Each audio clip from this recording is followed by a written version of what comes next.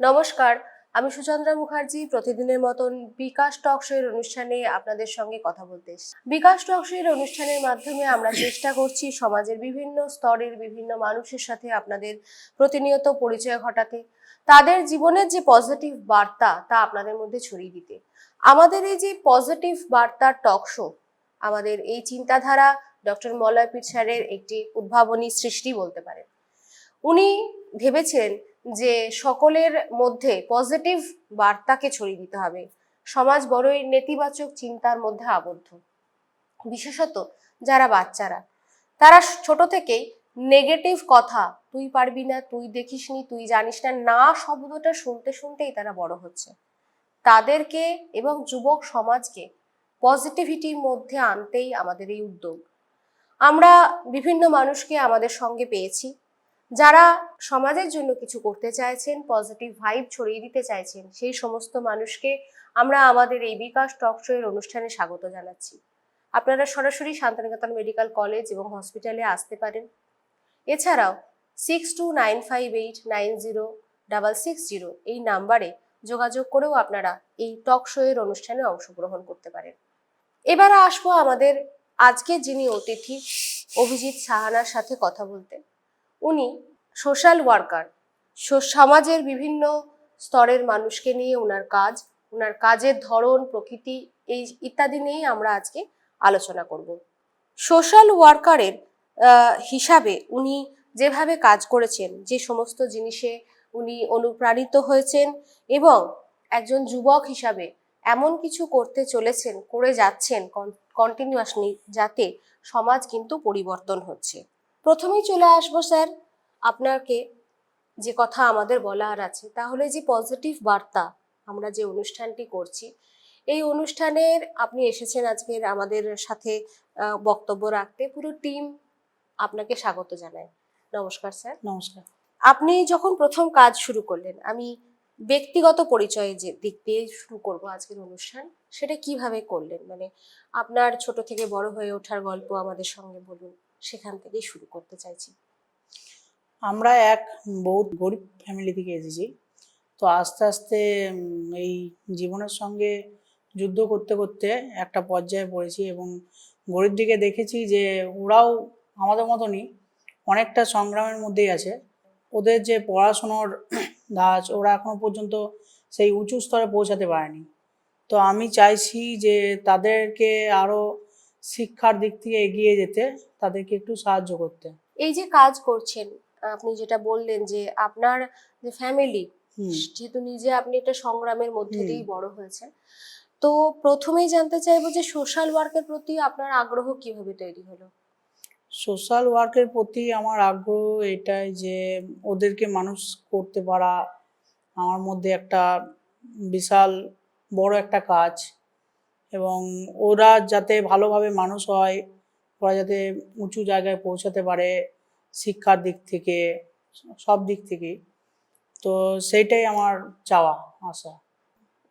এর এই যে ধরনের কাজ আপনি করছেন, এর পিছনে কোনো কারণ কাজ করতো, যে নিজের জীবন সংগ্রামটাকেই সম্পদ করে কি না, আপনি ওদেরকে দেখে আমার একটা আনন্দ লাগে, খুশি লাগে যে ওদেরকে আমি শিক্ষা দিতে পারছি। অত অসহায় মানুষ, গরিব দুঃখী যারা আছে, তাদেরকে যে শিক্ষা প্রদান করতে পারছি, এটাই আমার কাছে বড় ব্যাপার এবং খুশি।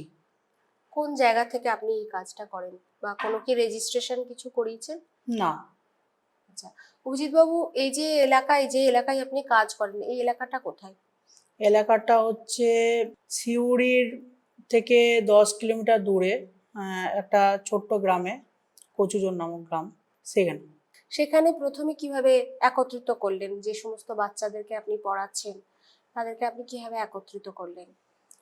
সেখানে একটু প্রচার করতে লাগলাম, প্রচার করার মাধ্যমে যাতে আমি বিনা পয়সায় সব কিছু পড়াতে পারি তাদেরকে। তো প্রচার করতে করতে আমি যখন ফার্স্ট শুরু করি, তারপর থেকে সব গ্রামের ছেলেগুলো আসতে থাকে এবং তারা পড়াশোনা। মানে প্রথমে আপনি বাড়িতেই শুরু করলেন আপনার হ্যাঁ, কাজ। বাড়িতেই। এই মুহূর্তে আপনার ছাত্রছাত্রীর সংখ্যা কতজন? 47।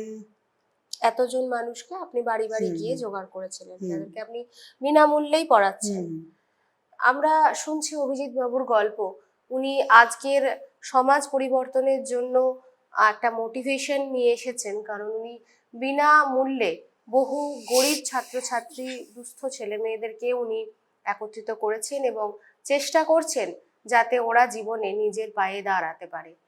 উনি সাথে সাথে নিজের পড়াশোনা চালিয়ে যাচ্ছেন, সেই গল্পেও আমি আসবো।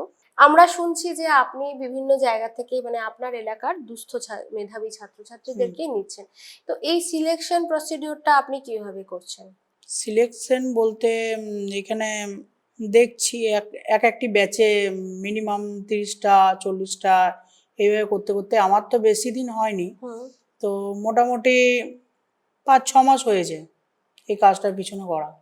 এমন কোনো ছাত্র বা ছাত্রী পেয়েছিলেন যাকে আপনাকে এই পড়াশোনা করতে হবে, তুমি পড়াশোনা করো, এই জিনিসটা বোঝাতে বেশ বেগ পেতে হয়েছিল, বা তার পরিবারকে? হ্যাঁ, হ্যাঁ, তো সেই সেটা চ্যালেঞ্জের পেয়েছি। গল্পটা একটু হ্যাঁ, বলুন। তার নাম হচ্ছে পায়েল। তো সে এমনই এক দরিদ্র পরিবার থেকে আছে যে তার বাবা বলতে গেলে একটা মানে কি বলবো পঙ্গু হিসাবে, ঠিক আছে। তো তার মা লোকের বাড়ি বাড়ি কাজ করে, মেয়েটা বাড়িতে একাই থাকতো হুম। এবং পড়াশোনার দিকে যেত না। এবার তাকে বুঝিয়ে বুঝিয়ে আমি তার মাকে বাবাকে বোঝাতে লাগলাম এবং সে আমার কাছে পড়তে আসে। হুম। মানে তার পড়াশোনার প্রতি আগ্রহ আপনার হ্যাঁ। বলাতেই হয়েছে, হুম, হুম, তৈরি হলো, এবং হুম, আপনি সেই ধরনের একটা প্রতিবন্ধকতাকে হুম, হুম, কাটিয়ে আপনি তাকে আপনার পড়াতে আনতে পারছেন। আশা রাখি যে সে স্কুলেও যাচ্ছে, হুম। এলিমেন্টারি এডুকেশন সে আশা করি পাবে। হ্যাঁ, এটাই আপনার স্বপ্ন, এবং হ্যাঁ, আমাদের সে প্রত্যেকেরও পড়াতেও একটু পজিটিভ ভালো। বার্তার টিম থেকে আমরাও হুম, প্রত্যেকেই একই ধরনেরই স্বপ্ন দেখি, যারা পিছিয়ে পড়ছে। এবং আজকের দিনে গভর্নমেন্ট থেকে প্রচুর সুযোগ সুবিধা হ্যাঁ, দেওয়া হ্যাঁ, হচ্ছে বাচ্চারা যাতে সঠিকভাবে পড়াশোনা করতে পারে।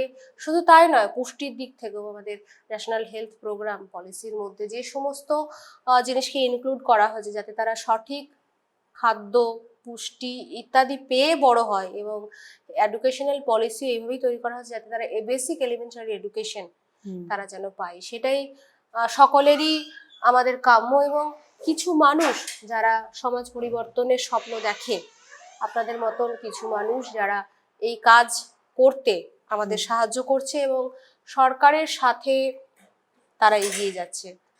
আপনি একাই করেন কাজটা, না আপনার সাথে কোনো টিম আছে? না, আমার সঙ্গে কোনো টিম নেই, তবে একটা বন্ধু আমার সাপোর্ট করেছে।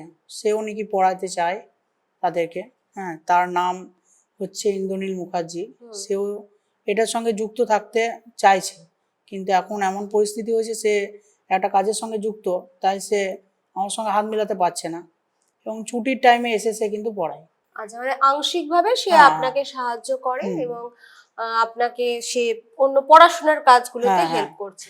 দেখুন, স্টুডেন্ট মোবিলাইজেশন যে কাজটি আপনি আমাদের আজকে টক শোতে এসেছেন এবং বলছেন, আমরাও আপনাকে সাহায্য করতে পেরে আমাদেরও ভালো লাগছে। আমাদের দর্শকদের উদ্দেশ্যে বলা যে কচুজোর সিউড়ি থেকে 10 কিলোমিটারের দূরে একটি অবস্থিত গ্রাম, যেখানে উনি শুরু করেছেন বিনামূল্যে দুস্থ মেধাবী ছাত্রছাত্রীদেরকে পড়াশোনা করাচ্ছেন। সত্যি এই ধরনের মানুষ যারা বিনা স্বার্থে সমাজের জন্য কিছু করছেন তাদেরকে টিম পজিটিভ বার্তা মিডিয়া ফোরাম কুর্নিশ জানায়। কারণ হচ্ছে যে আজকে যে সমাজ পরিবর্তনের চেষ্টা, এই চেষ্টা যদি সকলে মিলে, সকলে হাতে হাত মিলিয়ে যদি না করি, তাহলে বোধহয় আমরা পিছিয়েই থাকবো। এই যে কাজ আপনি করছেন, তো এইটার অভিজ্ঞতা কেমন? পরিবারের সাপোর্ট কি আপনি পান? আমার মা, আমার বাবা, সবাই এটাতে আগ্রহী যে হুম। একজন সমাজসেবক হিসেবে সে কারোরই উপকার করতে পারছে, সেই হুম। হিসেবে সে আমার মা গর্ববোধ করে। আচ্ছা, মানে আপনার মা বাবা দুজনেই হুম, আপনার হুম, সাথেই আছে? হুম।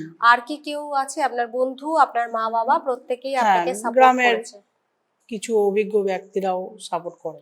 হ্যাঁ, গ্রামাঞ্চলে তো এটা দেখাই যায় যে যারা ওখানে হত্যাকর্তা বলে হুম, কিছু থাকেন, তারা যেটা বলে দেয় গ্রামবাসী সেটা খুব হাসি মুখে মেনে নেয়, এবং হুম, তাদের রেকমেন্ডেশন একটা ব্যাপার হুম। কাজ করে। আপনি কোথায়, আপনার এই পড়ার জায়গাটা কি আপনার বাড়ির মধ্যে নাকি কোনো না, জায়গা বাড়ির মধ্যে পেয়েছেন? নয়, আমার বাড়ি থেকে 1 কিলোমিটার দূর বনকাটি, পেনডাঙ্গা এইসব গ্রামগুলোতে আমি পড়াই। তো আস্তে আস্তে আমার ছাত্রের সংখ্যাও বাড়ছে, আগামী দিনে 100 পার হয়ে যেতে পারে। বাহ, হুম। খুব ভালো লাগছে জেনে। এবং আমাদের আমরা যেটা বলতে চাই যে আপনি আপনার কাজে এগিয়ে চলুন, বিভিন্ন মানুষ আপনার পাশে আসুক। প্রত্যেকের কাছেই এটাই বলা যে নিজের কাজের ফাঁকেও উনি সমাজ পরিবর্তনের চেষ্টা করছেন বহু ছোট ছোট বাচ্চাদেরকে হাসি মুখে শিক্ষা দিতে, এবং তারা যেন আগামী দিনে আপনার সাথে থাকতে পারে। হুম। এবং এমন কিছু ছাত্রছাত্রী পান যারা সত্যি সত্যি আপনার এই মহৎ উদ্দেশ্যর, আপনার যে সময় শ্রম আপনি দিচ্ছেন তাকে সম্মান মর্যাদা দিতে সক্ষম হয়। হুম। ভবিষ্যতে আপনি এটা নিয়ে কি ভেবেছেন? ভবিষ্যতে আমি এটা ভেবেছি যে আমার যদি কোনোদিন ভালো জায়গায় কোনো কাজ হয়, তা সেইখান থেকে আমি কিছু পরিমাণে টাকা ডোনেট করে একটা স্কুল খুলতে চাই, যেখানে পুরোপুরি বিনামূল্যে পড়াশুনো এবং হুম, পুজোর টাইমে হোক, যা কোনো ওকেশন ফেস্টিভ্যালে হোক, তাতে হুম। কিছু বস্ত্র বা তাদের খাবার দাবার প্রদান করা। এটা আপনার আগামী পরিকল্পনা। আমি জানতে চাইছি যে এই যে কাজটা আপনি করছেন, এটাতে এটাতে কি কারোর কাছে এখনো পর্যন্ত আপনি বলেছেন যে আপনার কোনো সাহায্যের দরকার, বা এই বিষয়েও কি কোনো কথাবার্তা না, হয়েছে? সে সম্বন্ধে আমি কাউকে কিছু বলি নাই, কিন্তু লোকে জানে এবং তারা সাপোর্টও করে। যদি ভবিষ্যতে এরকম কোনো সম্ভাবনা আসে যখন আপনি কাজটি করতে পারছেন না, তখন এই সমস্যাটা আপনি কিভাবে মোকাবিলা করবেন? কিছু যারা মানুষের ভালো চায় তাদের কাছে কিছু হেল্প নিয়ে, তা সেইটার উপর আমরা দেখতে চাই। ভালো লাগছে এটা হুম। জেনে যে অভিজিৎ বাবু একটি মহৎ উদ্যোগের সাথে যুক্ত হয়েছেন। উনি বিনামূল্যে অনেক ছেলে মেয়েকে উনি পড়াচ্ছেন। ওনার আশা যে আগামী কয়েক মাসের মধ্যেই ওনার ছাত্রছাত্রীর সংখ্যা 100 ছাড়িয়ে যাবে। এবং আমরাও এই আশাই রাখি। ওয়েস্ট বেঙ্গল মিডিয়া ফোরাম আপনার এই বার্তা সকলের কাছে পৌঁছে দিতে সক্ষম হলো। আপনি এগিয়ে চলুন আপনার স্বপ্নের লক্ষ্যে, এবং আরো আরো বেশি বেশি করে মানুষকে শিক্ষিত করে তুলুন। ভালো থাকবেন। নমস্কার। নমস্কার।